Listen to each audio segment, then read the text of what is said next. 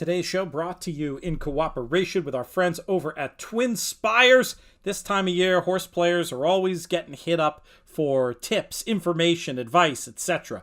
Well, I'll tell you what. You tell your friend who reaches out to you out of the blue who you think they should bet, but also tell them they should not miss the opportunity to be handed free money by signing up for a TwinSpires.com account because they can earn a $200 sign-up bonus. You have to use the promo code BET200 on registration, but then you're eligible.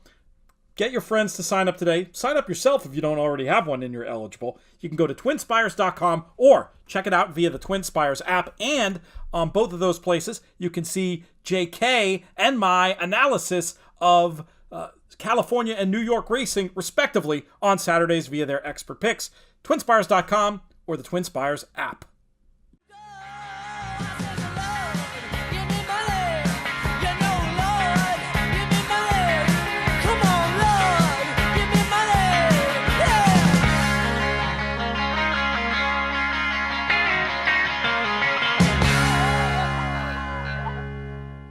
Hello and welcome to the In the Money Players podcast. This is our show for Friday, April 16th, covering the races of Saturday, April 17th, and into the early morning of the 18th. I'm your host, Peter Thomas Fornatow, back with you in the Brooklyn Bunker once again. We've got a loaded show, and I say we just jump right into it with our first guest. He is coming to us live from Hot Springs, Arkansas. He's actually overlooking the racetrack right now. We'll have him talk more about that. This guy's got a lot going on. Another big contest run last weekend in the Grade 1 Gamble. He's got a horse in a big race coming up at Arkansas this weekend, one of the two races we're going to talk to him about during this segment. I'm speaking, of course, about our friend Marshall Gramm of 10 Strike Racing. Marshall, what's up, my man?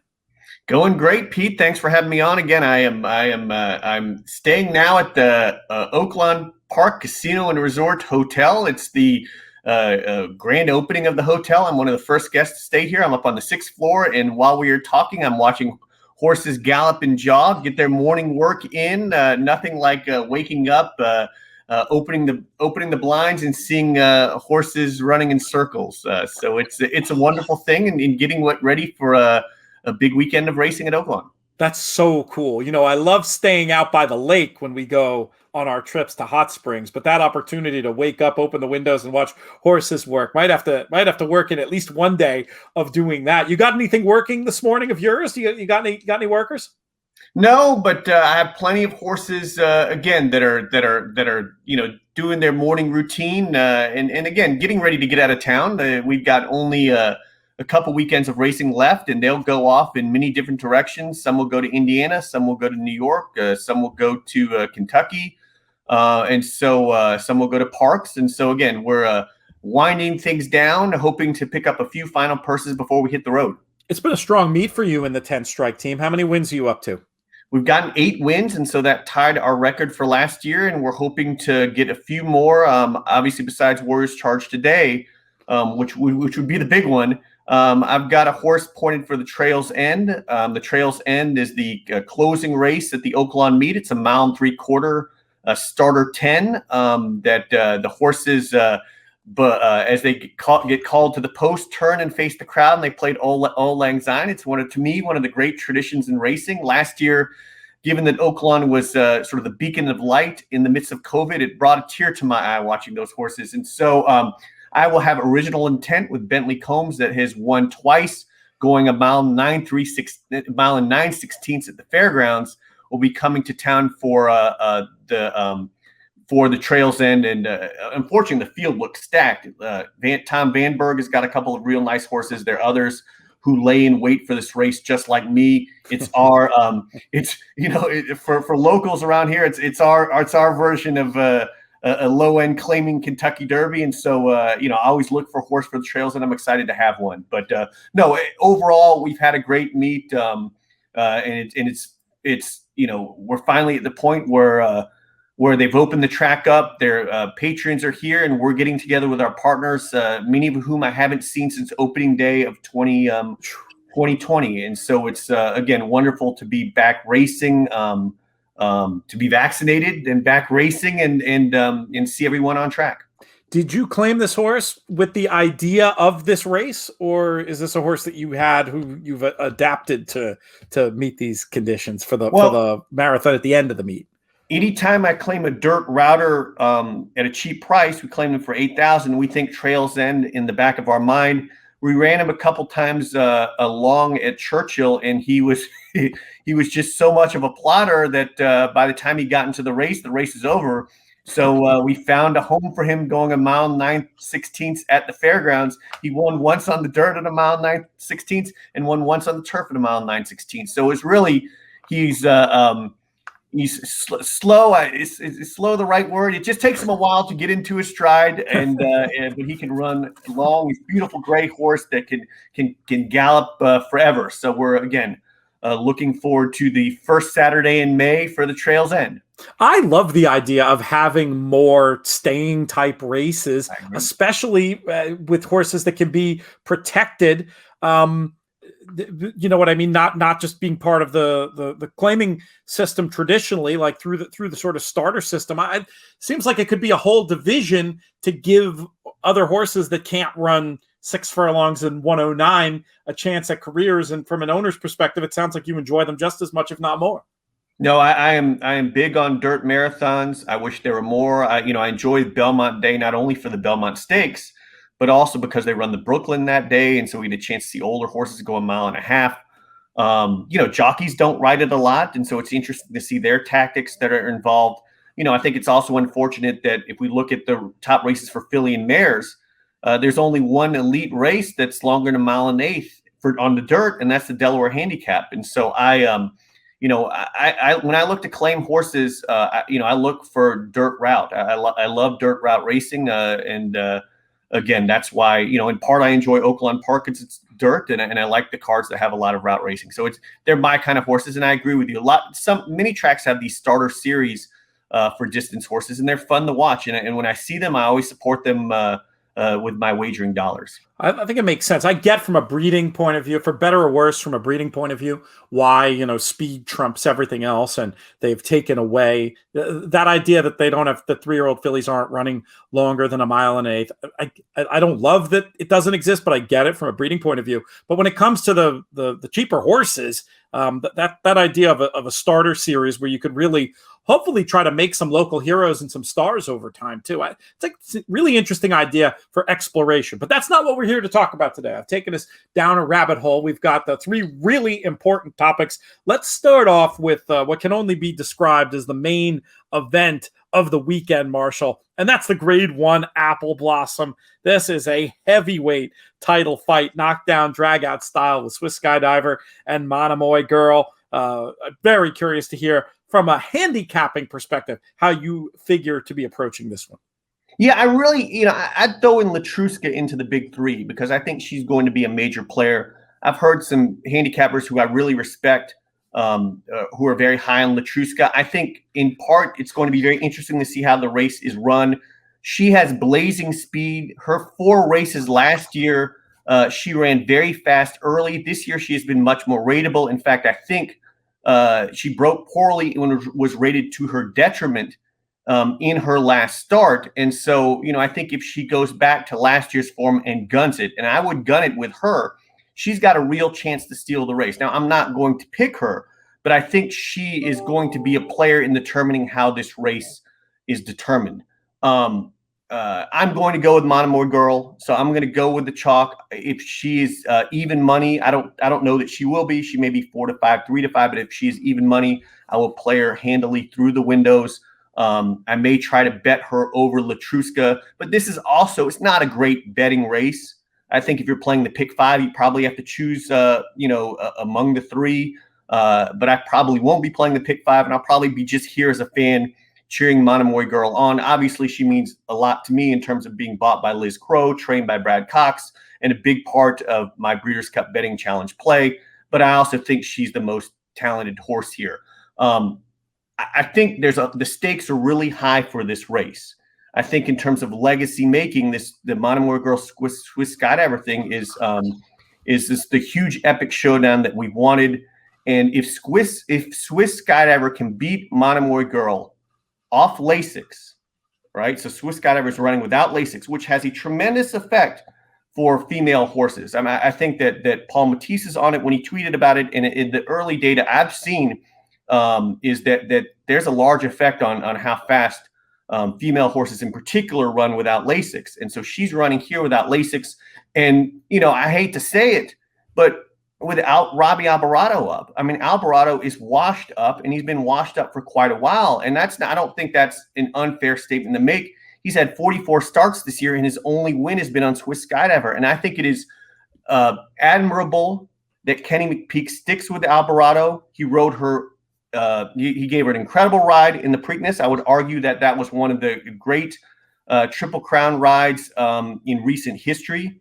But I think ultimately at some point is going to cost them. I mean, he is beyond over the hill, and he doesn't ride in major races, and he's not even getting mounts in claiming races anymore. So it's not like he is sort of voluntarily retired. He's just not getting mounts. And so I do worry about that. Monomoy girl drew well. She always draws outside. She should get the perfect outside stalking trip to be able to run down Latruska. And, I just worry about Swiss Skydiver being able to keep up with those horses, having all these other things, again, the Lasix and the Alvarado working against her. Ultimately, if she wins, if she can beat Monomoy girl, without running on Lasix, I would say that's, that may move her past Monomoy girl in terms of legacy making, right? Monomoy girls won 7 grade 1s. Swiss Skydivers won 3, and Swiss Skydiver has won one of our classics. And I think if she beats Monomoy girl, I would move her in front of Monomoy girl as far as their legacies are concerned. So I think the stakes are that kind of high for this kind of race. So it's an incredible race. I'm very excited about it, but I don't, from a betting standpoint, I would say just, I don't know that you have to, you don't have to bet every race, and I don't know that there's money to make. I believe that the odds will be a fair reflection of the particular prices for these horses. I think if, what might I do in the window? If I get even money, I'll bet Monomoy girl, and I may do a little Monomoy girl, get rid of what's LSU exacta, with the idea that if Monomoy girl blows by Latruska and Latruska stops as a result, that maybe get rid of what LSU Brad's other horse can close in and pick up the pieces. But that's a small play. That's not something I'm going to hammer away on. So that, hoping for a kind of scenario where Monomoy girl dazzles, puts up a dazzling display, breaks Latruska's heart, and get rid of what's LSU comes and closes in at the end. Likely it's going to be Monomoy girl over Swiss Skydiver or Swiss Skydiver over Monomoy girl or Latruska somewhere in the middle. Very good analysis. I do have a little bit more optimism about Swiss Skydiver, and I think for me it just comes down to how I see the race playing out in my head. And as much of a chance as Latruska has, I feel like Monomoy girl is going to be the one who maybe is put in a position to have to do dirty work, and maybe this race a little bit falls into the lap of Swiss Skydiver. It's not like Latruska is just some horse you can let run and she's going to come back to you.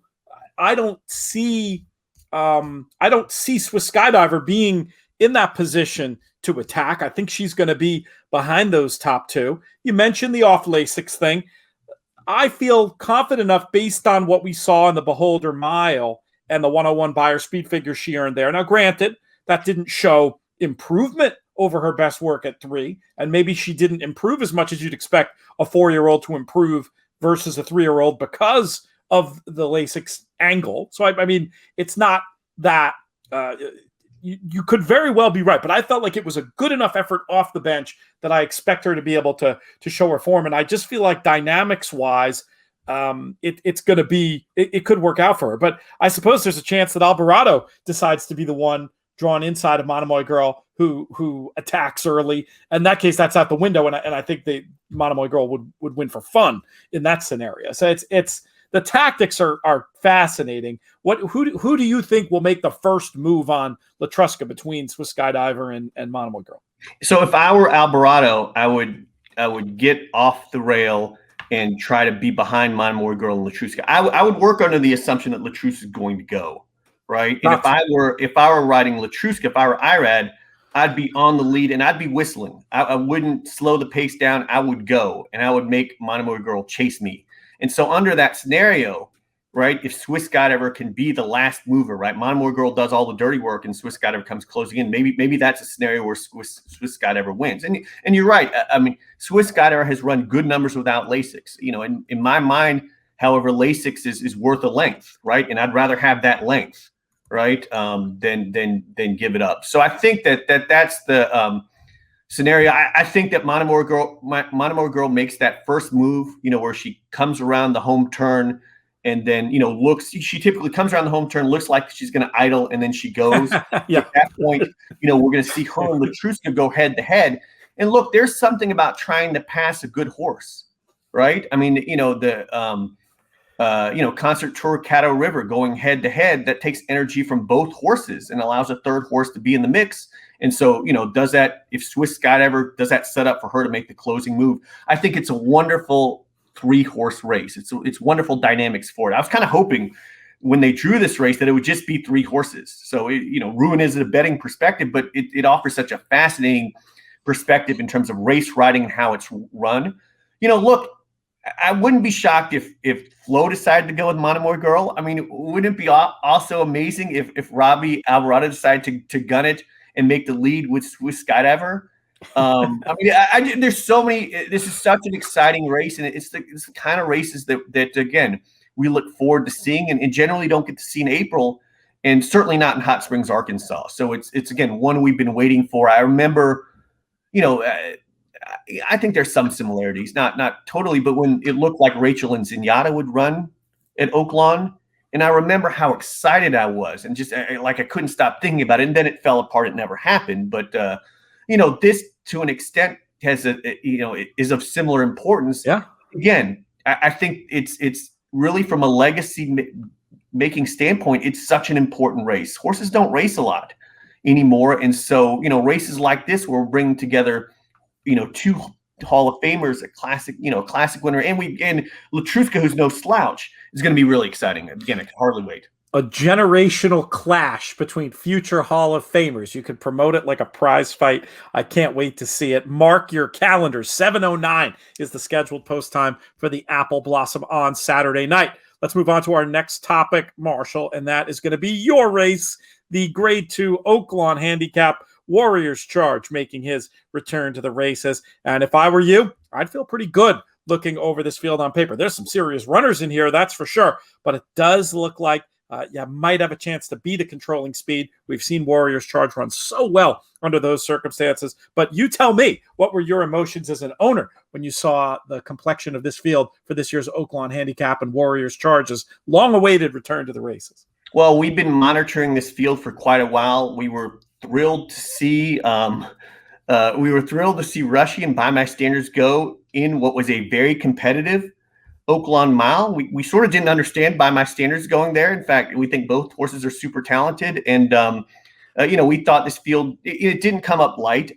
Silver State is an improving horse. It's won 4 in a row. Express Train, again, won the Big Cap, finished second in the Big Cap, ran a winning race. And so there's talent in this field. But we feel we fit.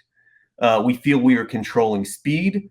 We feel it's not only that we're controlling speed, is it that I think that these other horses, even if they were sort of put to the gun to go after us early, they would have a hard time keeping up. And so we're riding a somewhat unknown jockey, Edwin Gonzalez, who's light and who's a very good gate rider, and we can follow the instructions of let's get out and let's go and let's make them chase us. And, we hope that we're, running on an open lead. The horse can relax and we'll turn for home. And, I'd love to see us turn for home in a nice grip with everyone else pumping away. And, we'll see if they can catch us at that point. But I really like our position here. We finished second in our comeback race, which was somewhat worrisome. But, the Warriors Charge tends on these layoffs to put on a lot of weight. He's hard to get back into racing shape. It takes Brad a long time and a lot of work to get him back into racing shape. Last year, he won his comebacker at the fairgrounds, but it was fairly slow. This is a similar type effort where he was in chase mode against the rabbit for a horse of Cipriano Contreras that came up and passed us at the end. And again, that was a prep for this race. And so I look at it, interpret it that way. I think Warriors Charge should move forward off that effort. And again, we'll be on the gun, on the engine, and we'll see what happens when they turn for home. I think Express Train is the big worry. I think if I were to play this without my 10-strike cap on, I would look at Express Train. I think he's the talent of the field. I think he's the horse with the most future. I think you look both at Express Train and at Silver State. It just shows the dramatic effect, the dramatic increase in speed and talent as horses mature from 3 to 4, right? I mean, the Express Train was a nice horse last year, but came back came back this year and is jumped in and running in the hundreds. Silver State was on the Derby Trail last year and has come back and ran a 101 buyer and then is won 4 in a row. So the horses make a big jump and I hope we can hold both those horses off. I'm most afraid of Express Train. I don't know that Silver State has been facing much. So I'd play the Express Train over Warriors Charge Exacta as a handicapper. And again, my heart will be with Warriors Charge. I would be remiss not to talk about Owendale. Owendale seems to always run well and not get his picture taken. I do think he had a lot of excuses in the Razorback. If you go back and watch the replay, he spent a lot of time on what was a very dead rail that day. We're coming off all those weather and all the 2 weeks of weather delays, and the inside couple paths were like a pond, and he was on the rail the whole time. And then when I think it was Rosario, when Rosario got him out, he got into all sorts of trouble and finally got free. Amazingly, he finished third and did some running real late, but got in all sorts of trouble in that race and ran pretty well against a Mystic Guide. So I thought that was, and then what was strange from that is Brad ran him back in 3 weeks at the fairgrounds, and he somehow managed to get beat. Brad's not one to run a horse back on 3 weeks after a big effort, and so now the horse has had the 4 weeks to come into this race and could be primed for a bigger effort. But I still think Express Train is probably the way to go. Express Train over Warriors Charge is my betting play. But again, I'll be cheering for the purple and black, and all of our partners will be here. And if we somehow manage to get it done, it'll be a great festivities in the infield. I misspoke, of course, before not return. I meant to say return to the graded stakes ranks, not return to the races. How much of a concern, if at all, is losing Giroux to Owendale for you? I think if this were a complicated horse, it would be a concern. Drew, chose Owendale in part because Owendale committed to this race long ago. We were still on the fence about running here or running in the Alley Sheba at Churchill Downs. And as this race materialized, we decided to go here. And so I think that, it wasn't that Flo had to make this choice and he's choosing Owendale.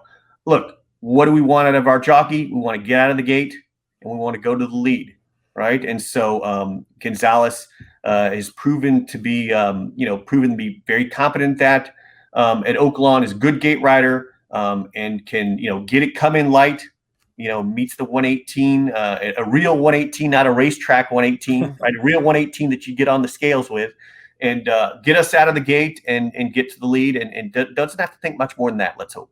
Yeah, there are no easy rides. I don't want to make it sound like there's anything easy about being a jockey. But of the rides that a jockey can have, this would be one of the easier rides. Well, especially knowing that the confidence in the owners and the trainer is, we don't care if you duel and finish last. We want you on the lead, right? So that takes out a lot of thinking from the equation, right? This is, what we want is you go. You come out of the gate, you come out running, and if it doesn't work out, it doesn't work out. But we're willing to, you're not going to get blamed for that. There'll be no second guessing for that ride, that's for sure. No, sir. Not from you lot. Before we let you get out of here, let's talk about the Grade 1 Gamble quickly. Another big contest success, an event that you and many others consider a major. Were any regret about not taking the top spot? Or was it all smiles and happiness? And wow, I mean, hey, we thought Tommy Massis was the king of Keeneland. You look like you're coming for his throne at this point, Marshall. Well, he's the one. He won the event. I finished third, so there's still much congratulations to the winner. But yeah, I mean, I was pleased. I mean, I did keep $1,000 at the end to try to make that last second charge. But I was on the fence about playing. I went to DC last weekend. We're visiting colleges with my daughter, who's a senior in high school. She's kind of making her last minute decision. So we went up to DC, and I wasn't sure about playing the contest. And I kept looking at the form and trying to come up with one play, because as I was traveling with my family, I didn't want to, be constantly on the phone making bets. And so I ultimately decided to do one of two things. I was like, either I'm going to go all in on Silver Dust, or I'm going to play the Juliet Foxtrot Tamahir Exacta. So, love that Exacta. So on Silver Dust, I was watching the odds. I was shocked he was 9-2, but I ultimately chickened out.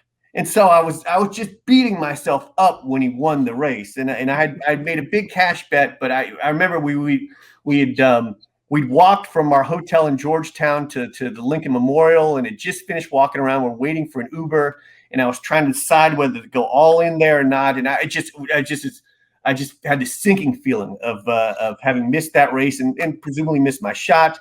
Went up with my daughter and wife and had some drinks at a rooftop bar at the Gramm Hotel in Georgetown, and was commiserating a little bit. Ended up putting in my Exacta, hoping to get it done. I thought that the Jenny Wiley was fairly wide open. I was really worried about Micheline, but ended up, because of the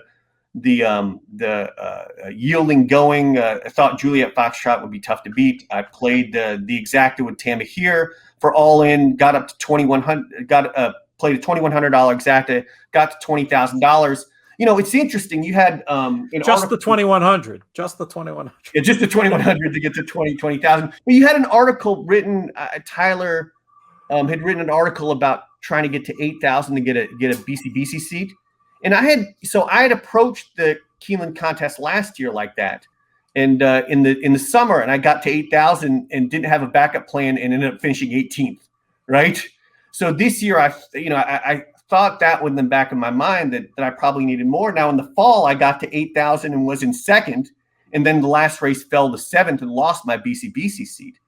So that's why in this one I sort of went all in on the Exacta, got to 20. I was a little bit worried because the scores were really high. I was like, at least I want to get a BCBC seat out of this. I played $1,000 in Exactas and tries, had the winner, but didn't have the underneath horses correct to try to get to the top, and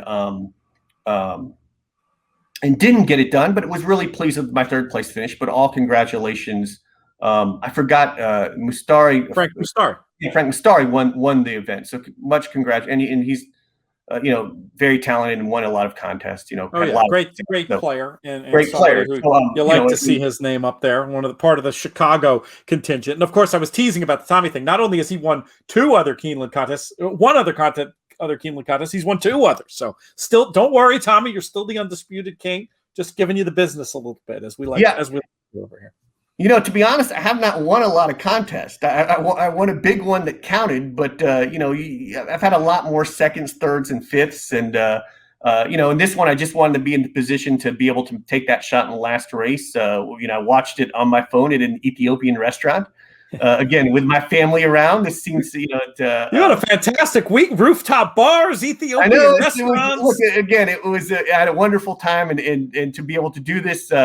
And bet big, and then I had paid for my trip as well through betting was great. But it was again traveling as the economy started to open up and doing some traveling now. It was wonderful. It was wonderful to spend that time with my family and be able to watch these races and have a couple winners as well, even added to it. It's the good stuff. And if you're gonna have a mid 5-figure score, you may as well do it while you're eating with your hands. No, absolutely. Yeah, absolutely. Marshall Gramm, Godspeed this weekend. Thank you so much. We will have you back on soon. Offline, I'll talk to you about maybe twisting your arm to get you on the Monster Pod to help me out covering a runner if you're game for that type of thing. Excellent, Pete. I appreciate it, and I look forward to 2022, where you will be with me here at Oaklawn Park. I should hope. No doubt about it. We'll call ahead to DeLuca's, the whole 9 yards. It'll be fantastic. Marshall Gramm, thank you so much, my friend. Have fun this weekend. Thank you for having me on. Just want to let folks know about a couple of other opportunities within the Money Media. One is our newsletter. It's absolutely free. It's probably the best way to keep track of all the content going on podcast-wise and written-wise on the network. Sign up for it. It helps us out too. InTheMoneyPodcast.com/email. And I also want to let you know about In the Money Plus. This is our premium service where you get digests of the picks from all the free shows, and you get some original shows as well. This weekend, 2 extra shows, one today on this Tampa Pick 5 carryover. You'll have to rush for that to be relevant, but then also one we're going to do for Sunday covering a little bit of extra Santa Anita. We've been having extra content every weekend. It's been a ton of fun. Great way to support us. And if you sign up now, you get our coverage through the Derby, and you're getting awful close to being able to get our coverage through the Preakness as well. For more on that, InTheMoneyPodcast.com/plus. That's InTheMoneyPodcast.com/plus. Next up on the show, we have a returning guest. He's been on here a lot to talk about Keeneland. Can't believe we haven't had him yet this meet, but very happy to do so. He's also going to be part of our Kentucky Derby Monster Pods that will be dropping next week. Professional player Sean Boarman. Sean, what's going on, man? Not much, man. How are you? Things are good. Have you been out to Keeneland since those first couple of days we were there? I went out one day last week. Things looking good. You having a good meet so far? It's okay. Yeah, not doing a whole lot, but I'm ahead, so that's good. That always matters, and very happy to have you on to talk about this late pick 5 on Saturday. We can dive right in. Starts off with race number 6. We're on the dirt, going 6 furlongs for a 3 and up maiden special weights. How do you want to get this thing kicked off? That's a great question. This is a very tough race to me. I think the 5 is the best horse, but I'm not necessarily sold on this distance for the 5 or the layoff. I don't love. To me, if you have the capability of using like a weighted all situation, I would try to get everything in this race on my ticket. That's interesting. To some extent, because I have no confidence in any of them. The ones that have run, I just don't. Other than the 5, I don't love any of them. So to me, it's just a spread, and maybe press the ones you like the best scenario. If I were to hold your feet to the fire for a selection, or at least a couple that you might want to press, would the 5 Pledge of Allegiance be among them? Yeah, I think the 2 I would press the most would be the 5 and the 6, just because they've run the 5. I think is the best horse, and the 6 has some pace, and I don't see a ton of pace in here. You don't know what the firsters will do, obviously, but those would be the 2, and they look like the 2 that are going to get bet. So it's in a situation like this, it's always better to have those combinations working for you more than some of the longer priced ones. What do you do in a race like this? It starts the sequence vis-a-vis the tote board. Will you talk about a weighted all from this far out? As you get closer, will you use that? Will the tote signal make you want to bet the ones that are longer more, or will it make you want to respect the ones that are catching some money more in a sequence like this one? In a sequence like this, if there's a firster or 2 that are catching money, I would definitely press them. And if there's, if the 5 say comes out and it's just ice cold on the board, I may back off pressing that one. That that could be a sign that this is just sort of a prep race for a horse, that's run long like it has. So yeah, I think reading the board and knowing what horses should be bet and then what horses are bet and adjusting accordingly is a great idea in a race like this. I was very boring. I definitely liked the 5 more than the competition. I really liked that last race against the flow. That field has produced 4 next out winners. The layoff is a concern, but I felt like the works 2 and 3 back indicated readiness. I certainly don't trust necessarily to make like my whole day revolve around the 5 Pledge of Allegiance, but I was definitely down with the idea that Pledge of Allegiance was the most likely winner in this spot. Before we move on to the next race, maybe I should ask you this up top. Just curious to see if you've noticed any particular trends this Keeneland meet we're sharing, either barns that you've been following with success or anything happening with the racetrack. I don't think this meet has been full of much bias. It's been a pretty fair track, in my opinion, on almost every day. So as far as that goes, I don't see much at all. In terms of like trainers and connections, Wilkes is a little cold for a Keeneland meet, in my opinion. His horses just aren't firing their best. Captain Obvious, Wesley Ward, is extremely hot with all of his horses. Other than that, I think it's just been sort of a regular old Keeneland meet. The connections you expect to do well are doing well, and the ones you don't are basically not. So fair enough. Let's move on to the second race in this pick 5 on Saturday, our 7th at Keeneland. We go in on the turf, 5.5 furlongs, 4 and up fillies and mares, second level allowance runners. My eye was attracted to the 2 Brooke Marie in this spot, who I thought might have needed the last off the break for the new barn, back to the better surface this time around, and I thought would get the right kind of stalk and pounce trip that we've seen her use effectively before. How did you see this one? I saw it sort of similar. I do like the 2. She will be one of my 2As in here. The horse I like best, though, is the 8 Violenza, who, I think could sit that kind of stalk and pounce trip.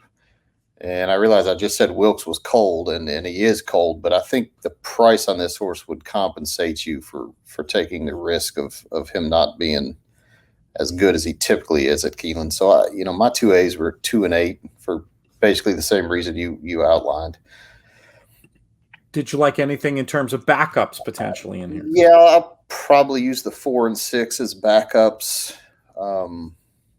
They're the 2 obvious other ones, in my opinion. And I don't have a ton of confidence in this race either, so I do want to have a few backups in there. Makes sense. So I'm going to list you as 8-2 on the A line and 4-6 on the B line. Any amendments to that?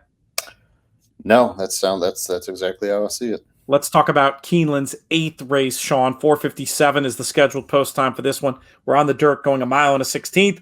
Another nice race. We've got optional claiming 80,000, non-winners of 3, 4 and up, going 1 mile and a 16th on the Keeneland dirt. How are we going to get through this leg? Gosh, it's another tough race, in my opinion. I've got almost every horse in here weighted about equally in ability. The only horse I really don't like at all is the 4, but that's breaking the old roulette rule of leaving one horse out. That's never a good idea. So, the ones I like best are the 2 Royal Mesa.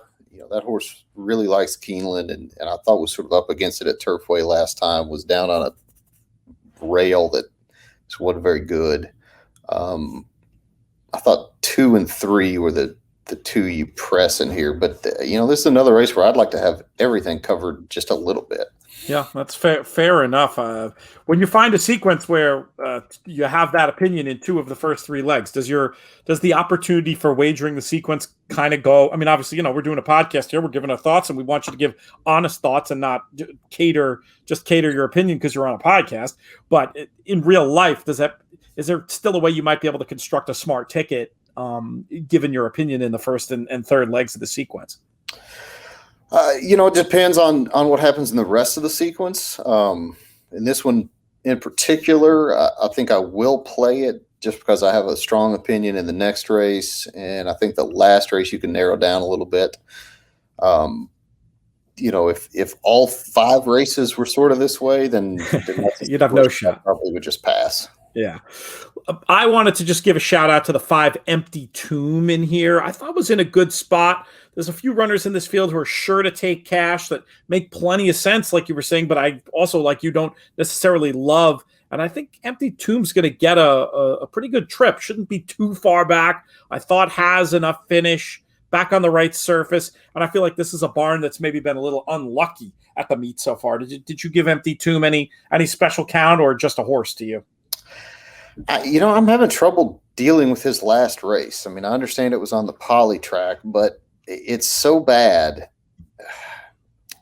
I just have trouble with horses like this, forgiving them for running so poorly. Now that said, he's going to get a tremendous setup on Saturday and has back races I could easily win. So he's a must use, but it's hard for me to press a horse like this. Yeah, it was not a pretty run. That much is sure. Stopping on a dime in Turfway. I think I was inclined just to look the other way for the fact that it was synth, and somehow like a terrible synth race coming back on turf, I wouldn't be as forgiving of, I think, as a terrible synth race coming back to dirt, just because of the difference in nature of the surfaces and dynamics. So we shall see. Hopefully we'll be compensated in price. I'm definitely with you that I think people are sometimes a little quick to excuse terrible last races with favorites, but as long as you're getting a little bit of a price, I can usually look the other way. Right. And that's the key. It all comes down to the toe board, really. I mean, that's how you price your risk you're taking. So that's exactly right. You tipped your hand that you've got an opinion in this race, which I'm excited to hear. Keeneland's 9th race, 5:30 Eastern for the Grade 2 Dixiana Elkhorn Stakes, 1.5 miles on the turf, 200,000 in the pot. I'm wondering if the horse you like is the same as the one I like. It's my turn to go first, but I'm going to make you go first because I don't want to steal your thunder. And maybe we like the same horse in here. Who do you like? I love Cross Border, the one.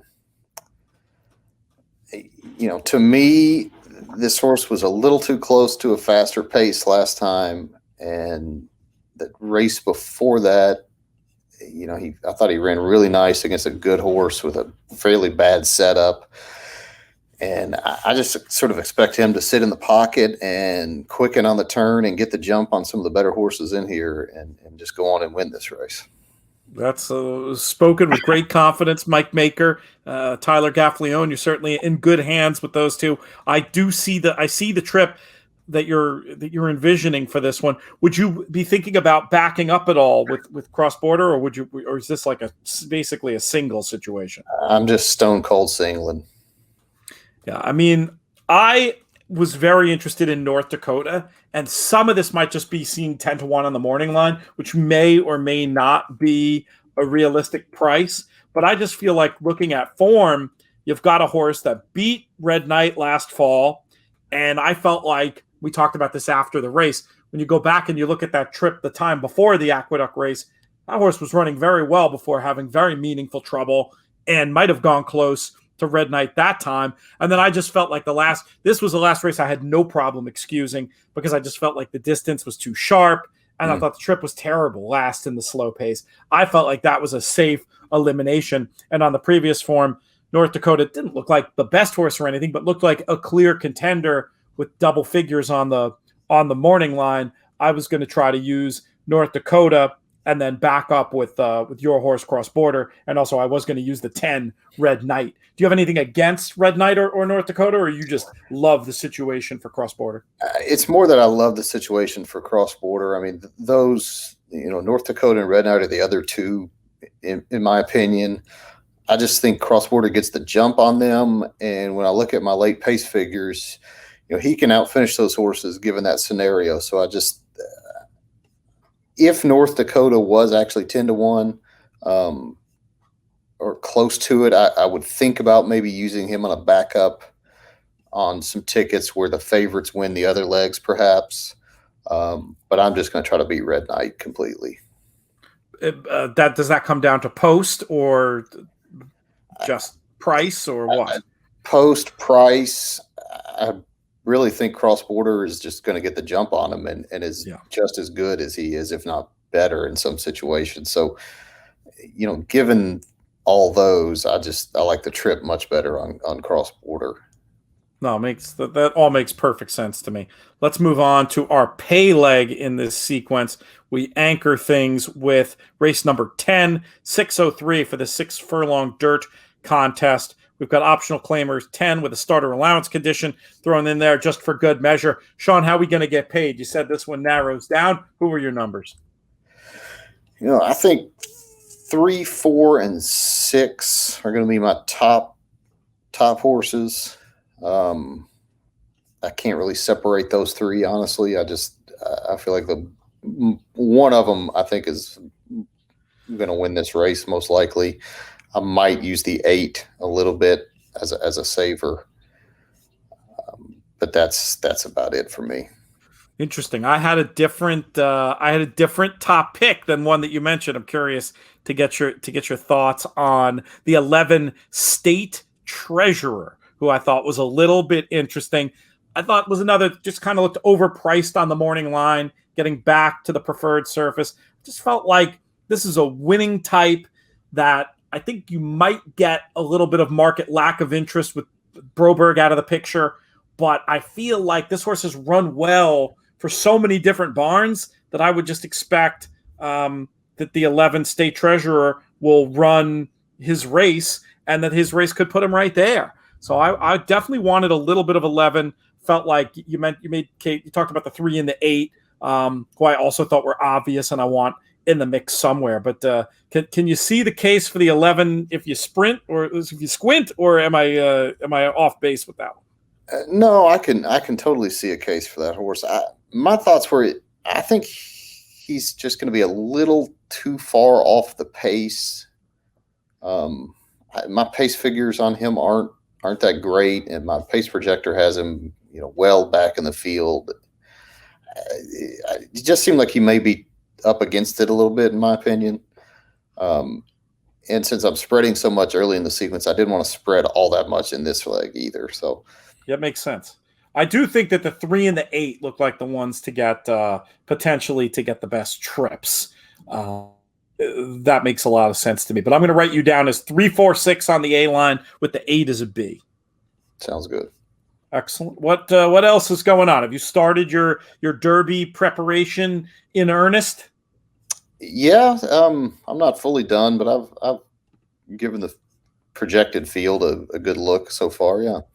We talked about one. I know you're looking to bet that we will that we'll save the case on for the Monster Pod because you'll be covering that one there. But I will, since I know you have a little bit of a contrarian take on the Wood Memorial, a race that so many people just shrugged and said, nothing in there is going to have an impact on the Derby after it was over. I know you didn't feel that way, and you won't be talking about that one on the Monster Pod. So maybe we'll have you give that thought here. What was it that you liked about particular runner in the Wood Memorial? Well, I guess I should preface is I don't love the, Borbonic is the horse I'm thinking about betting in the Derby, at least partially. That it won't be my full play, but I'm definitely going to use him, and I'm definitely going to press him mainly underneath in some tickets. But when I look at this Derby field, there are very few horses, including Essential Quality, who run anywhere close to a Derby caliber late pace figure. And final figure too, right? Exactly. This is not a good field. And when you get horses that don't finish races the way they should in big, meaningful grade 1 races, you end up with some bad favorites and you end up with some weird results if there's horses in there that can finish. And in Borbonic, yes, he got a setup, but on my figures, I've got the final a little faster than the buyer number, which puts him at least competitive. And he finished that race and he finished it close to par for the Derby. And there's plenty of speed in the Derby. And he just looks like an improving horse that could get a piece at a huge price. I expect him to be every bit of 50-1.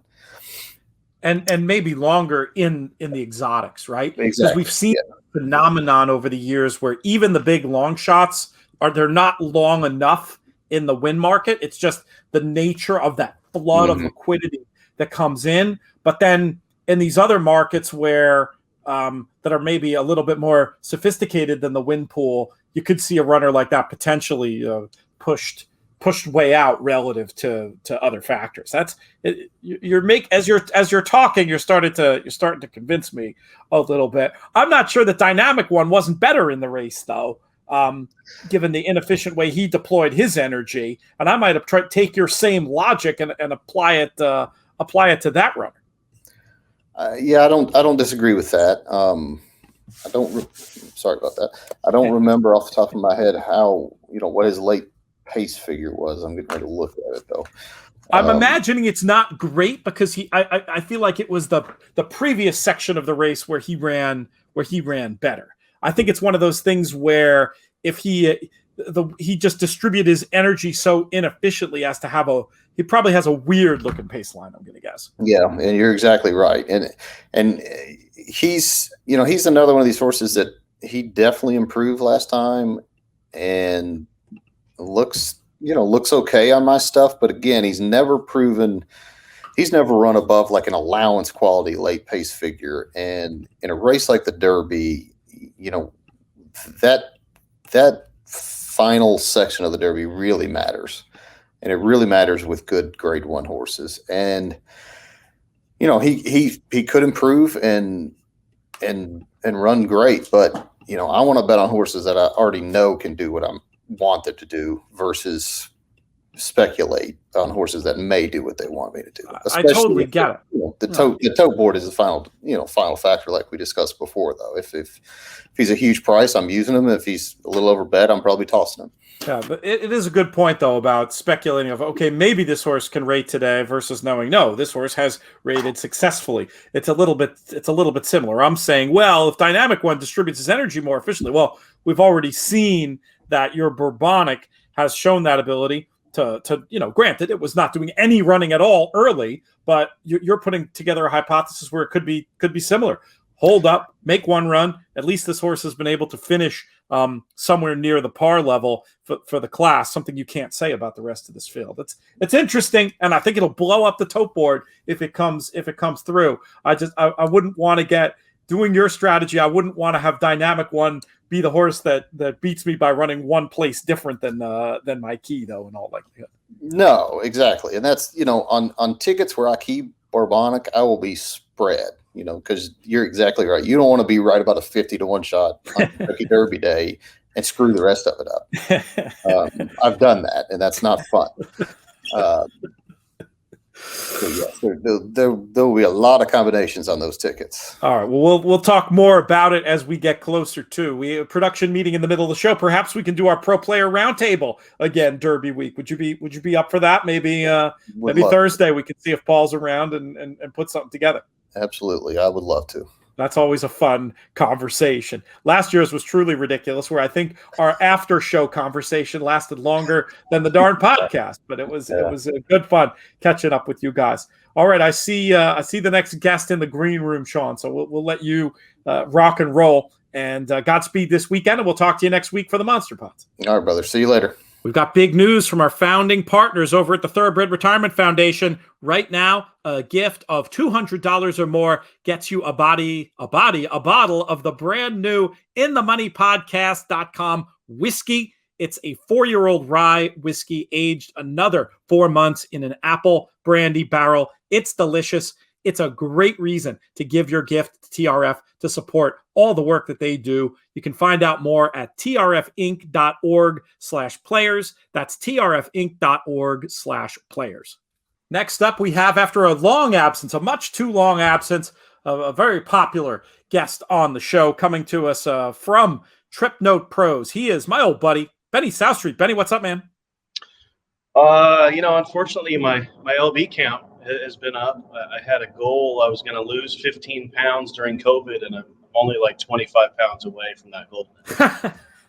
Nobody loses weight during COVID, dude. You never know, man. I was thinking I would just eat a little bit better, do some push-ups on the side. It hasn't worked out the way I envisioned. There's time. This summer, I think, will be good. You just got to get yourself a training goal. That's the problem with your preferred pastime, golf. It's not exactly good for the fitness. No, and I like to drive my cart all the way up onto the green. I like no walking.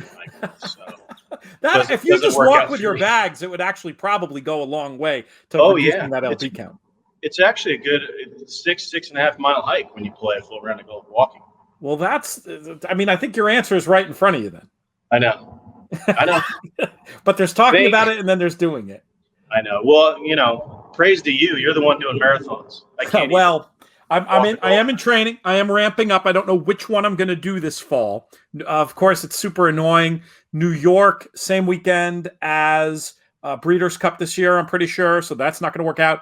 And then I was even looking at doing one in Cali, but I think the LA Marathon is like the Sunday after Breeders' Cup as well, which is insane. I mean, I'm not gonna do that. That'd ruin my Breeders' Cup night. But anyway, we'll get it all figured out. We had the same issue. That's why I didn't do those ones. I had the same exact problem. I looked at the calendar. I'm like, okay, next year. Before we talk about these golden hour pick 4 races, give us a little update on the business. What's going on at Trip Note Pros? What special do you have planned for the Kentucky Derby? How can people get involved? Not a whole lot new, although we are going to be adding some new authors here over the summer, so that'll be super cool. Lighten the load and make the content a little bit greater, so I'm excited about that. The best way to try out the product is actually what we're doing now for the Golden Hour. I would head to santanita.com, go to the Golden Hour section of their website. There's a demo link in there that'll give you free trip notes to every Golden Hour throughout the Santa Anita meet. So that's the best way to try out the product. We're going to be changing up a little bit. What we've got now is you get into the product and it's kind of it's a hands-on kind of clickable element product where you kind of have to scroll through a little bit. But I think we're going to move towards a PDF file that can be sent. It's a little bit easier to scan over, and I think users will find that a little bit more friendly, certainly from a time perspective. So that's going to be happening as well. And then my goal is to have the Spanish finally done. We've tested it. It's gone well. But throughout the summer, I think, is when we're going to kind of do a second launch of that and do it the right way. So I suppose that's a little bit new as well. No, that's great. I'm going to go ahead and include that link. It's a little buried on the Santa website, but it's fantastic information to be able to have to check out Trip Note Pros on these Golden Hour races, which of course we're looking to promote as well. So I'm going to pop that in the show notes. So if you're just listening to this off iTunes and you want a quick link to that, just go to the show page and I'll say, I'll put a little hyperlink when I say your name in the business there, and folks can check it out. But let's talk about this sequence, my friend. I'm excited. You've obviously been playing it, I assume, knowing you. If you're doing the work anyway, you've been playing it every day. You've been having much success with the Golden Hour pick 4. I've buried it a couple times, and then I've come really close to some big stuff a handful of times and just whiffed. But positive ROI. Healthy, positive ROI. So I love this play. The Stronach 5 is a great bet as well, but pick 5s are hard, man. It seems like when you start adding in that one more leg, the odds of you hitting it they become a lot longer. And I love pick 4s because when your singles win, you gain a lot of equity. The odds of you hitting that in terms of just a pick 3, if you were just to go, 3x3x3, for example, $27 ticket. If your singles right, you've got a good swing at hitting it, and it's been paying, man. There's been some big numbers, and we've had some great notes on some of the horses that have won at big numbers. Actually, if you watch the live link on XB TV through Santa Anita, you can see Tom Quigley and Michelle Yu. They kind of joke and jab each other every now and again about the product, because we've had some big numbers come through where we pushed a horse and it won and paid $62 and $45. Unfortunately, those are the couple that I missed, right? I had the bombs, but I didn't have the shorter prices. But it's been paying, man. I really like this play a lot. There's plenty of equity, that's for sure. And hopefully we'll have one of those big winners today. Let's start off talking about this sequence. Race 8, 7:51 Eastern on Saturday. I also love this just like as a get-out play. Now, granted, a little later in the show tonight, we're going to have our JRA analysis for the proper get-out play for those who want to stay up really late at night. But for a lot of us, if the racing day is ending, in the 7 to 9 p.m. Saturday hour, great way to do it with this low takeout and the higher minimums that I do believe trigger some better payouts because the computers can't play this nearly as efficiently as they can with the low minimums. But it starts off with a graded stake this week. Grade 2, Californian, going 1 mile and an eighth on the dirt. And Benny, we'll start off with you. Who do you like in here? To be honest with you, I was going to ask you to reverse engineer this ticket because I hate this leg. But what I'll probably do is I'm going to play one small ticket and I'll use 3 horses that I don't really care for, and then I'll play one bigger ticket that I'm going to punch a bunch of times, and on that bigger ticket, I'm going to use Independent Hall and Royal Ship. Independent Hall is the kind of Captain Obvious horse, but I think he's the speed of the field, and unless one of these Baffords gets sacrificed to go up against him, I think the race goes through him. So he's a little bit obvious for me. And then the horse that I find interesting is Royal Ship. Royal Ship was actually a first-time gilding last time and was really working well over the dirt prior to that race. And I had heard kind of rumors that this horse was a different horse since he had been gilded. And I thought he ran a bang-up race last time over turf. It wasn't bad at all. Those are some monsters over turf. This race seems logical. They tried him going long at this distance in the Native Diver last year, and that's when he kind of took a break and they cut him. So I think they're going to give him another chance over the dirt. Problem is he may become a pace casualty. He's got no speed whatsoever. But that's kind of like my plan B. Again, if one of these Baffords goes off to attack Independence Hall, I could see him running a cracker and getting up there. And I think he's going to be a big number. That's the big thing for me. I think he's going to be completely ignored at the windows, because if you look at him on paper, you see that dirt race, there's nothing there. But if you consider that they cut him, and you consider that the rumors were, at least coming according to that barn, that he was a completely different animal, he might surprise at what'll be a real nice price. So that's an interesting case. Yeah, a very interesting case. I'm going to call it 5-4 for you on the A line with all as Bs. Does that sound about right? Yeah, I'll probably just play a small one just with those 3. Yeah.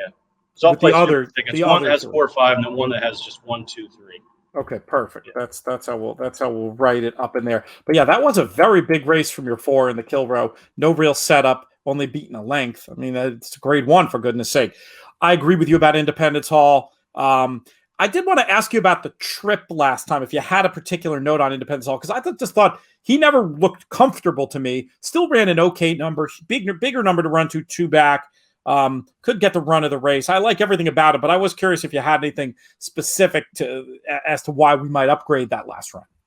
All right. Well, as you might expect, I'm headed to the website, and I can read you the note if you want. Yeah, do it. Give people an idea of what they're getting into with Trip Note. Yeah, okay. So I said he was relaxed early, but shortly before entering the clubhouse turn, he begins shaking his head badly. As he had already rated kindly, this was likely as a result of being down inside and dealing with the kickback more so than it was about not relaxing. The rest of the trip was a neutral one. He rated in an inward path, followed a line of 3 into the far turn, and followed the eventual place finisher through an in-between seam in the lane. Tired the last 16th. This may have been a touch too far for him. Not a bad effort versus tough competition. Nonetheless, this rider had multiple options in the race, so landing here should be an obvious and strong positive. Yeah, I mean, everything you just said gave me a lot more confidence about Independence Hall. What's the recipe for a horse that doesn't like being down inside in a big field? Well, how about a short field, and just for good measure, give me the outside draw. Shouldn't have any problem kick back out he's there. He'll make his own. He's going to get a good trip today for sure. And then you made a great point too about he's probably better at 9 than 10 anyway. So all right, good stuff. Deep dive there on an 8-5 shot, but I think it's worth it, because in a bet like this, we can potentially turn that into something. Let's go up north for Golden Gate's 8th race. Benny, 8:08 is the post time for this one. 1 1/16 on the all weather, optional claiming 25. First level allowance types. I thought it was a very competitive field that you could make a case for a whole bunch of them, but I ended up landing on the 8 Seeking Refuge. I like the fact that this one is traveling up north, potentially seeking a little bit of an easier spot. And the synthetic, while a question mark, if you believe in the Timeform US breeding ratings like I do, they suggest Seeking Refuge may be better on synth. And this is a horse who's already got the best numbers, should get a good trip with the speed to be tactical and a little bit of finish. I like the 8. I could see backing up with a whole bunch. How do you see it? You know, I've got the 8. Actually, I'm just going to give you Caveman the rest of the way. So I had 1, 4, and 8 here. I thought the 8 ran a really nice. It was a winning race last time. He suffered a minor shuffle at one point. He was a pace casualty. He fired up into second place. It was a winning effort. I actually had him marked as best in our trip notes. I like him. I also like the one who I thought got a terrible ride last time and a poor trip. He just was way too patient. He got shuffled a couple times, and before you knew it, at the 3/8 pole, he was dead last. And he was totally out of position. He ran on just fine. His 2 previous races are pretty good. The difference between a mile and a mile and a 16th at Golden Gate is actually quite a bit. And I think a mile and a 16th for him is going to suit him a lot better than the mile anyway. And then it's hard to throw out Jonathan Wong. The guy's a wizard at the claiming box. He just took his horse, and I'm not going to let that guy beat me. He's probably been running against a little bit too much before Wong took him anyway, and I'm not going to let that guy beat me. Those connections are wicked. So 1-4-8 for me. 1, 4, and 8 there. Let's head back down south for Santa Anita's 9th. 8:23 is the scheduled post time for this 5.5 furlong dirt race. 3 and up fillies and mares. Maiden 25,000. How do you want to get through this leg, my friend? Well, this is the leg for me where, I'm going to try and separate myself a little bit. I'm only going 2 deep. I thought there were probably 5 in here that were eligible to win. Obviously, I'm not going to use 5. The runners that I liked were probably a little bit more chalky. I don't have the morning line in front of me. But I landed on the 1, the Baltus Bay Witch, and I also landed on the 5. My reasoning was I started with the 3-year-olds. I tossed all of them. I don't like taking 3-year-olds this time of the year when the 4-year-olds have more speed in the race, certainly when sprinting. So the olders in here look like the controlling speed, so I tried to focus in on them. It did look like there could be a potential for a pace meltdown, so that's why I landed on the 5. He looked like the most logical closer for me. I love that work pattern on the 5. It's kind of sneaky. The days in between go 7 by 14 by 14 by 14, which is sneaky. And I think he's going to be really fresh and potentially show some more speed. The bug gets up as well, which I like. And then I had a really strong note on the 1. The 1 last time broke slow, and it's a legit. A lot of these times you get the comments, and it's just not legit. This one is. The horse broke slow. And at the 3/8 pole, was cruising up to the lead and just got tired. She got tired, and she ran faster than the leaders did early that day. So I think she ran faster than straights did, which is impressive. I had that track as slightly late running. And the fact that they paid $400,000 for, I really don't care, because when you look at her on the track, no one's going to touch her. She's this swishy-tailed kind of mental midget, to be honest with you. She just doesn't exude class to me at all. No one's going to touch her. I mean, the gate opens and her tail's swishing around. She's kind of a weirdo that way. So, but I think she's fast, and I think she's potentially the speed of the speed. She gets jockey upgrade. Sorry for being so long-winded. No, you're good. You're giving good info. 1 and 5 for me. 1 and 5. You mentioned about the morning line. So the 1 Bay Witch 5-1, and your 5 Rowan goes Hollywood 7-2 listed on the morning line. I can see them both. I came up with 2 different ones. The top one for me was going to be the 11 Great Situation. I like the cutback for this runner with speed and an outside draw. I thought if they do go really fast early, might get a really nice, clean stalking trip on the outside.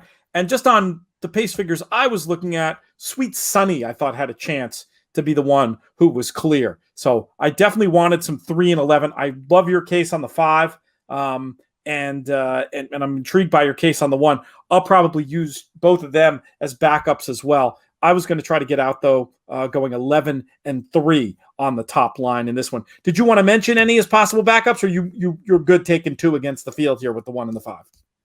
Yeah, I just felt like I think you're on the right track with the 11. You said Sweet Situation. I had that. Am I looking at something? Did I name the horse incorrectly? I named the horse incorrectly. Right horse. This is my fault, and I have no idea where I came up with this with. That La Vie. La Vie. The horse is called La Vie. Massive host. Thank you for that. That was part of my note that I just happened to read. This is my 4th interview of the day so far, and I you get a pass. have the deadline. Yeah, I'm a little brain dead. The horse is called La Vie. It is a great situation for La Vie. That's the top pick, 11-3. Any other backups for you in here? Those are logical to me. Those were two of the ones that I thought could beat me up. So, Gotcha. yeah, I just, some of these others that are older are cheap. They're coming in from these low salary races. I don't think much of them. A couple of the other olders haven't showed anything at all. And I'm avoiding the 3-year-olds. So you can kind of surmise the others from there. I was mildly against the 3-year-olds as well. Let's talk about the pay leg, though, here, Benny. Golden Gate, race number 9 on the all-weather, going 6, 3 and up. Fillies and mares, claiming level, 20 down to 18, non-winners at 2. Who do you like? How are we going to get paid? Well, I had several negatives in here on several of the runners, and I landed on the 3 and the 6. The 3 is this horse had a troubled trip last time, was down inside, didn't want to be reserved down on the inside. And so it was like a throwout race. The horse it was like a stop and start kind of trip. It happened 2 times. That's not a recipe for success at any level, let alone a mid-level claimer. So that race was a toss for me. Her previous race was pretty strong. So I landed on, I'm sorry, I apologize. I'm talking about the 4 now. Okay. Persuasive Lips. And then I also liked the 6. I love it when these horses take layoffs and they come back protected. That's a strong positive for me. Those previous races were against a little bit better, aside from that last one before the layoff. And I think she's logical as well. So, and then I did have, I mentioned the 3 earlier. The 3 is kind of a on the fence horse. I think this horse could beat me. The long runner. If you watch that horse on tape, they absolutely dawdled last time. He was a complete pace casualty, and I thought got a poor ride as well. The jock could have just shaved and stayed inside, and instead got parked obnoxiously wide versus the slow pace and was really motoring home late. And the horse has had success running over the synthetic before, so should have no problem with the surface. And again, it is Jonathan Wong. So from a value perspective, he'll probably be overbet because it's Wong, but no doubt can win. So 4 and 6 for me, and then the 3 was kind of we'll see. Maybe I'll drib one in there at the end. I'll list as a B for you. I had a different one, and people are going to accuse me of making a hunch play in here, but I actually like the horse. The 7, DG. What a great name that is. I just felt like DG was pretty consistent for this level and had some closing kick and a race that could potentially set up that way. Did you have any particular negative? You said you had negatives on a bunch. Was DG one of your negatives, or were you more neutral? It was neutral. I actually had that one as a neutral trip. Nothing really bad to say about that one. I just wasn't sure that she was fast enough. That's all. Yeah, it's I had her close enough from what I was looking at that with a favorable trip, I think can maybe get it done. Bunch of thoughts there for the Golden Hour pick 4 for this week. Any other special Derby, anything Derby specific you're doing? Do you have like a Derby package or anything people should be aware of? And have you looked enough to have a horse that you're interested in betting for the Derby yet? I haven't decided. Last year we did something where it was kind of like an Oaks Derby. You could buy them both. So we'll see. We may do that again. It's kind of a pain in the butt to do from an operation standpoint, but we may do it again. We'll see. Regardless, we will have notes for both the Oaks and the Derby day. I'll be at Santa Anita both days, so I'm going to be actually on site at the track, so that'll be fun and get to hang out there with my buddies. Hanging in Logan? In the Logan, yeah, playing in the contest, so that'll be great. Looking forward to that. As far as the Derby goes itself, I kind of like the Chad Brown a little bit. I'm assuming, and I haven't even highly motivated. Highly motivated is in and everything. Yes, he's going. Okay. All plans are this. I'm glad you mentioned him because I thought he was interesting from a trip note point of view. That flip back to the wrong lead late did give me some pause if he really wants to go that far. So it's curious. I think he just needed the race. Was a little bit tired and got run over by a very honest animal. So that doesn't discourage me at all. He ran well enough to get in, and this is probably the target anyway. So all true. I've heard they like him in the barn as well. So no doubt. There's that. He's got that going for him. I'll have to look. I like to plug in my numbers in these kinds of races and of course see where that lands. But there's no coincidence that favorites have had great success in the most recent years because the data is just so good. It's hard to find your way around some of these horses. I think in the olden days, I just don't think we're going to get opportunities like that anymore because these horses, when they show talent, it shows up in the computers and all the algorithms and the pace analyses. So we'll see. I got to plug in my own numbers, but if you put a gun to my head, I would probably side with highly motivated at this point. Good to always get that thought. Yeah, I think that getting rid of the stretch out sprinters in the race has made it a lot more formful. Because now, the best horses on dirt tend to be speed horses, and we've seen a lot of them be able to control the race in recent years, and that chaos that made the likes of Point Given move too early, and you can go back and name plenty of other difficult pace scenarios some of those favorites had to face. I think it injected a lot more chaos in the pre-point system. I attribute it to that, but it's an interesting point. But it's an interesting theory about the sophistication of the betting markets in general. We'll have to see. You'll get a halfway decent number on highly motivated. That's certainly a double-digit odds horse. It's not exactly like you're taking the favorite there. So we'll see. I know obviously we're not going to hold your feet to the fire on that one. Obviously your opinion has room to evolve. Who knows? Hopefully we'll get the chance to talk about it before then. But great catching up with you, my friend. Get out on that golf course and leave the cart in the barn. Go walk the damn thing. You have a better chance of a T-Rex biting you in the ass than walking 18 holes. I don't know. Elon Musk says he could make Jurassic Park for real. So maybe I don't know. Maybe it's not that unlikely. Hey, how about today? Okay, well there you go. Benny, thank you, my friend. TripNotePros.com is the website. Shout out to our friends at Lone Star. The meet's going to be starting soon. We're going to have some extra content, loads of extra content about their racing all meet long, starting with our kickoff show. Contest players, they've got a lot of good stuff going on. Take a look at Memorial Day weekend, a stakes-laden card. They're going to be making a big splash on the national scene, and there's 3 contests with terrific fan-friendly terms at various price points. You can find out more about everything they have going on at LoneStarPark.com. Check it out, get involved, and stay tuned to the In the Money Media Network for a lot more from our friends at Lone Star Park. All right. I think in my description, I laid it out the right way. Oh, okay. You take a look and we'll go from there. Got it. Okay. You guys are ready to go whenever.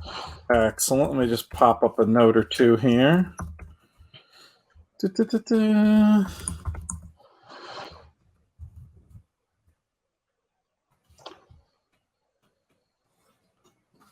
Next up, we have a returning guest. Very pleased to have, courtesy of our friends at Woodbine and the Japan Racing Association. Klaus is back with us. How are you, my friend? How are things been going? Hey, Pete, how are you? Everything's all right. How are things with you? Things are very good, especially good because my daughter hasn't figured out that the Sodashi plushies exist yet. I did show her the tape of the race last week, and it was just an amazing clip. It was such a visually arresting clip with this basically this field of bay horses, and then there's this white horse making this bold move to the lead, and she watched it along with me and actually said, "Daddy, is that a unicorn?" To which point I said, well, in a manner of speaking, Perrin, actually, if you think about the odds of a white racehorse, and I went through the sort of math of where it was sort of appropriate to refer to Sodashi as an actual unicorn and sort of explained it to Perrin in statistical terms. At the end of my little preamble, she said to me, "Daddy, is that a unicorn?" I didn't quite get the message across, but it was an amazing race, and I'm sure it's generated attention all over the world. I am sad to hear that the plushies are not readily available, though. What are they going for? Did you say in the secondary market? So yeah, I know that Robert Reed, who also handicaps Japan for us, is also a big fan of Sadashi. He's part of the fan club, and he asked me, he's like, "Hey, can you talk to your friends in Japan?" My inbox has been flooded with people saying, "Hey, can you get me a Sodashi plushie?" And as a quick update, as of this morning in Japan, the second round of Sodashi sales went on in Japan, Pete. And guess what? They crashed the JRA website. so that shows you the demand of these people that want Sodashi plushies. And there's only two sizes. So there's a little small one and there's a medium-sized one. And they crashed the website for the second order so far.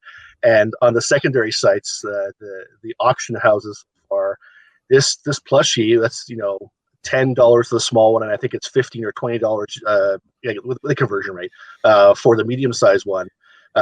They're going for the last sell price was $175 US for the medium-sized one. So yeah, it's Sodashi mania going on right now in Japan and around the world. So now let's talk about, obviously, the achievements she's had. Super impressive. How good do we think she is? Like with a little bit of context, does she have a chance to be a truly extraordinary racehorse, or is some of this hype due to her, if not uniqueness, her certainly the rarity of having a white horse who can do the things she's done? No, I gotta say, before going into that race, I was one of those non-believers of Sadashi, Pete, and going into the show saying, you know what, yeah, maybe it's a case of 2-year-olds, and maybe she won't develop into a top tier 3-year-old. But to me, the effort she put in on last Saturday or last Sunday in Japan was pretty breathtaking. So she even had a track record for the event, like a mile and 1:31 and change. So that's not a bad filly when that can run a mile and 1:31. So the talent's certainly there. And as well, much like, I kind of compare her to Silver Charm for those in North America that want a sort of comparison in terms of how gutsy she is. She's a bright white filly that doesn't give in. So you can see her sort of re-break at the end of that race where the horse I like, Satona Reyes, came sharp flying on the outside again. And so that she's like doing the old Matumbo wave saying, nope. You can stay back in there, Satona Reyes. I got this done. And Robert Reed said it too. He's like, yeah, she has a nose for the wire, and she certainly is the real deal. Now, the question I have, and this is the biggest question that's right now sort of looming for Sodashi, is what's next. So there's two logical steps for her. She either goes to the NHK Mile Cup, which is another mile race, this time against boys, where I don't think she would face as tough competition. That's in the middle of May, or she tries on the girls again, going a mile and a half. And that's the big question I have, is in terms of her pedigree. And again, I know pedigree snob, or I do follow pedigree, but I don't call myself a pedigree snob. But her dad and mom don't really scream to me as being mile and a half horses. So her dad, Purafune, not sure if you remember him, Pete, but he was more a dirt horse, mile horse, really good dirt horse in Japan. That usually went up to mile to mile and a quarter, and same thing for her mom. So her mom, Buchiko, was actually also white, but white with like these chocolate colored, those crazy markings. Yes. So she was a dirt horse. Interesting enough, I actually saw her run in person when I was in Japan in 2017. So I'm not sure if that's a good tie-in, but at least I've seen her mom run in the flesh one time. Yeah, but again, her mom was more of a dirt horse again, going upwards of about mile and eighth. So could she stretch her pedigree to a mile and a half? Maybe, I think so. But again, that's the big question. That's a big question for her right now. I'm not sure there's too many horses ever who could run a mile time like Sodashi did, who would also be effective stretching out. It just doesn't seem possible to me coming from afar. Obviously, the raw time, I mean, that's racehorse time anywhere in the world, but I'm curious to see have you seen anything akin to speed figures giving her performances any context in that regard, or if not that, what websites might be out there if you want to remind folks, for people who are interested in doing a little poking around on their own? Yeah, so There's not per se, and I'm sure there's handicappers in Japan or elsewhere who are using, sort of the time for buyer speed figure sort of correlation with the time and distance loss, etc. in Japan, but nothing that I'm aware of. There is a rating on the Humanity site. That's the one that Candace spoke about before on here.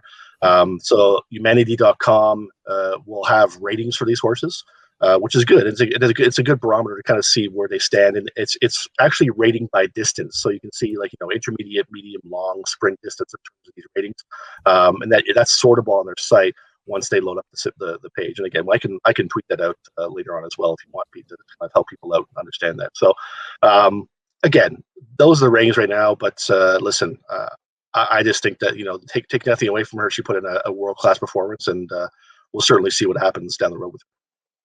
Let's move on to talk about what we've got coming up this Saturday night, Sunday morning, Klaus, in terms of the JRA action available to USA customers. What are we looking at? So this is the first jewel of the Triple Crown for the boys this week, and that's the running of the Grade 1 Satsuki Sho, 1.25 miles on the turf. So, you don't got to wait until the first Saturday in May to see 3-year-olds go 1.25 miles. You can actually do it this weekend. So, while we wait for the Triple Crown in the U.S., we'll get one started in Japan. So, certainly a very competitive field this weekend in the Satsuki Sho. And there seemed to be, in my book, one standout in here that seems to be kind of an heir apparent in Japan. Run 3 times with 3 victories. Actually, he's actually run at 1.25 miles twice already in his short career.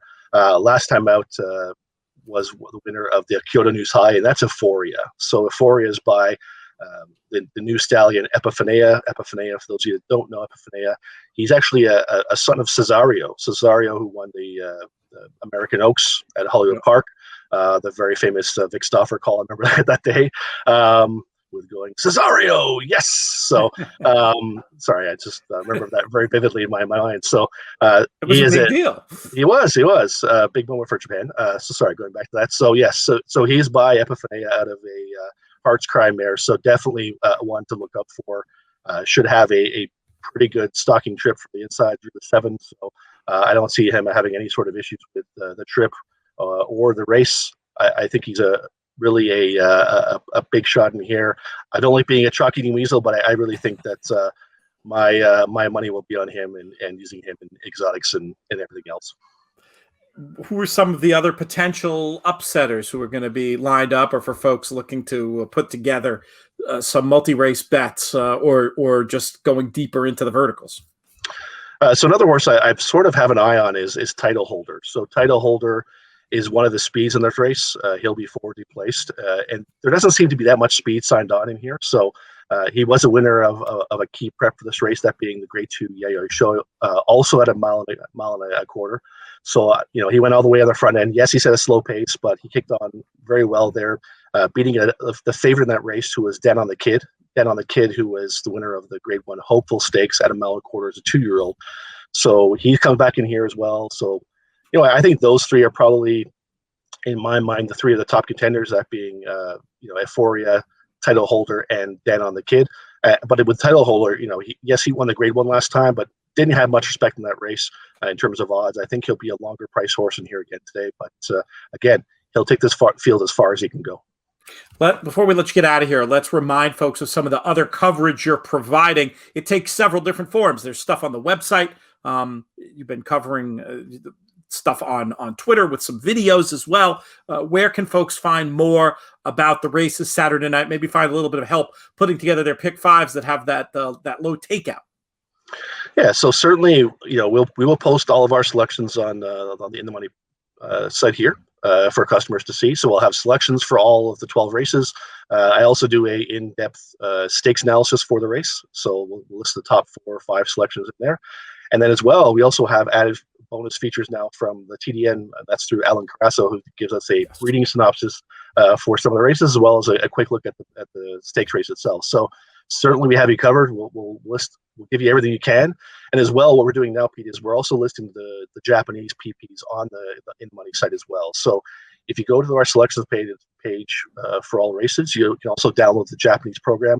And that's a lot more meatier or fleshed out, if you will, for than what's available through the Equiways program that you see through your ADW platform. So it's in English. It shows all the information, shows runner names, but it also shows the full running lines. So I think the biggest challenge that people are going to face using the Equiways program, not against it, but it only shows kind of the start and finish. It doesn't show any of the, what happened in between, as well as the competing horses, track and distance, competency for the horse. So there is lots to have there on the site. And again, the Japanese program is there and available. It's free of charge. We don't charge anything for this, free for everyone. Good stuff. When will that drop? So we usually have that up there as soon as possible. So it's usually dropped, give or take, Saturday morning. So I try to load it on the site with our selections as soon as possible. So as soon as the program is available, myself, Candace, and Robert do all the selections and post that as well as the program on the In Money site as fast as possible. Right. Well, we look forward to that. You can follow Klaus at Ebner, Z-E Ebner on Twitter, and you'll be staying up and sending thoughts in real time as well. If your past performances are any indicator, so you can get some stuff. You've given away some great info, nailing some of these pick fives, and hopefully folks will stay up late and have some fun with you Saturday night into Sunday morning. Correct. And another special this week, I know we did it in the past, we're going to give away some more swag this week, Pete. Love it. No Sodashi, and I'm sorry about that. They're like, gold for everyone, but I do have some almond eyes, some contrail, and some daring tack plushies available. That's not exactly a bad secondary prize for those like Perrin, if she knew about it, who would be obsessed with the Sodashi plushie. Klaus, thank you so much. We will check in with you online and over at inthemoneypodcast.com. Thanks, Pete. Have a good day. That's going to do it for this edition of the show. That was an absolute ton of fun. I'm going to thank everybody one more time, starting with Marshall Gramm, Sean Boarman, Benny Southstreet, and Klaus Ebner for giving their time to us here today on the show. Thanks to our friends at the Thoroughbred Retirement Foundation and also 10 Strike Racing. Most of all, thanks to all of you, the listeners. You make these shows so much fun to do. This show's been a production of In the Money Media. Our business manager is Drew Coatney. Our chief creative officer is Jonathan Kinchin. I'm Peter Thomas Fornatal. May you win all your photos.